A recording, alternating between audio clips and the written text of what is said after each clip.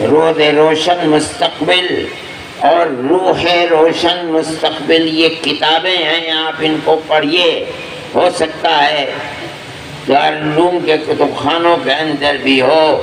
سن 1857 میں علماء کی ناکامی کے بعد، جس میں ہمارے اکابر حضرت گنگوہی اور حضرت نانوتوی، پیر زامن شہید حاجی امداد اللہ صاحب مہاجر مکی، یہ سب لوگ شریک تھے، اور حضرت گنگوہی رحمۃ اللہ علیہ تو گرفتار بھی ہو گئے تھے اور جیل میں رہے، اور اس کی توقع ہرگز نہیں تھی کہ وہ زندہ جیل بھر کے پھانسی پر لٹکا دیے جائیں گے۔ تو خدا کی قدرت ہے کہ وہ پھر زندہ رہے اور باہر آ گئے۔ یہ لوگ اس جہاد میں 1857 کے شریک تھے۔ ناکامی کے بعد جو دلی کے اندر جو مرکز تھا اسلامی حکومت کا، جہاں بادشاہ رہا کرتا تھا، سنہا دلی کے اندر 33,000 علماء کو قتل کیا گیا 1857 میں، اور ان کی لاشوں کو اور سروں کو لال قلعے سے لے کر جامع مسجد تک جتنے درخت تھے ان کے اوپر لٹکایا گیا۔ یہ مسلمان کی تاریخ ہے، جس سے مسلمان خود نا آشنا اور نا واقف ہے۔ یہ علماء کی تاریخ ہے، علماء خود نا واقف ہیں، انہیں نہیں معلوم کہ ان کے آباء و اجداد نے اپنے اس ملک کی آزادی کے لیے کیا قربانیاں دی ہیں اور تاریخ کے اندر ان کا کیا مقام ہے، نہیں جانتا مسلمان۔ 33,000 مسلمانوں کو چند دنوں کے اندر قتل کر کے، اور جتنے درخت تھے لال قلعے سے لے کر کے اور جامع مسجد تک، ان پر ان کی لاشوں کو لٹکا دیا گیا۔ یہ سبق دینے کے لیے اور بتانے کے لیے کہ جب تک اس ملک کے اندر علماء زندہ ہیں اس وقت تک حکومت ہماری قائم نہیں ہو سکتی۔ تاریخ کو پڑھیے، میرٹھ کے اندر جن 151 لوگوں کو تختہ دار پر چڑھا کر پھانسی دی گئی ہے، ان میں اکثریت علماء کی تھی۔ کسی کو معلوم نہیں کہ کیا علماء کا کردار تھا، تمہارے آباء و اجداد کا کیا کردار تھا تمہیں خود پتہ نہیں ہے۔ یہ جو قرب و جوار کے دیوبند میں پھلاس اور سانپلا، یہ جو گاؤں ہیں، ان گاؤں والوں کو ان میں سب میں آگ لگا دی گئی تھی۔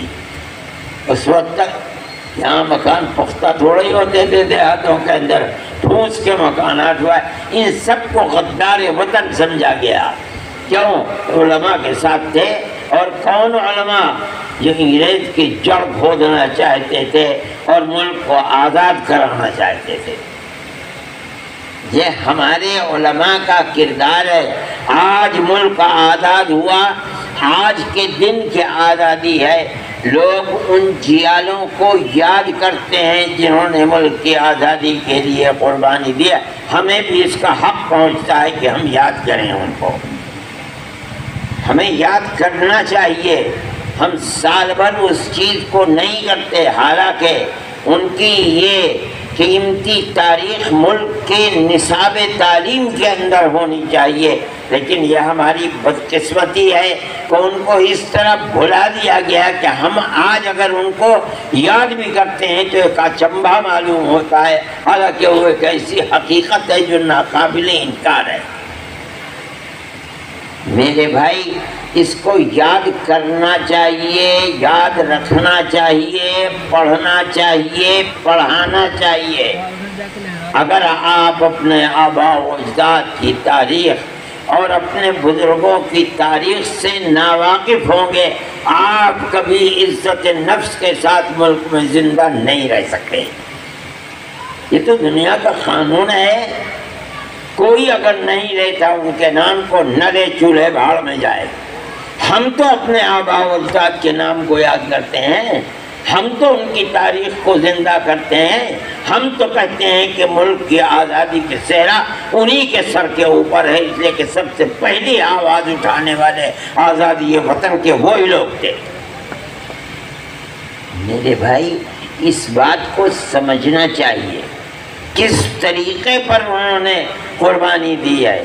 میں ایک بات ہے جو پہلے مجھے کہنی چاہیے تھی، حضرت سید احمد شہید اور حضرت شاہ اسماعیل شہید نے جو دورے کیے ہیں ان دوروں کے اندر غازی پور بھی گئے ہیں وہ، اور غازی پور کی یہ تاریخ تھی کہ وہاں کے ایک نواب نے اپنا ایک بیٹا ان کے سپرد کیا، اور اس زمانے کے اندر 1,00,000 چاندی کا روپیہ آزادی وطن کے جہاد کے لیے ان کو دیا، اور یہ کہا کہ میں مولانا آپ کو اپنا بیٹا دے رہا ہوں، اور میرے دل میں تمنا یہ ہے کہ جس طرح حضرت ابراہیم علیہ نبینا علیہ الصلوۃ والتسلیم نے اپنے بیٹے کی گردن پر چھری چڑھائی تھی،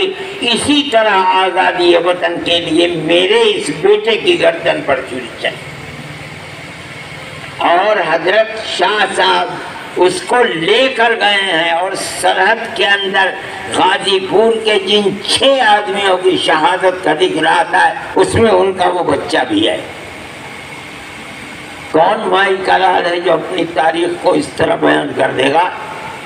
یہ ہمارے بزرگوں کی تاریخ ہے اس ملک کی آزادی کے لیے۔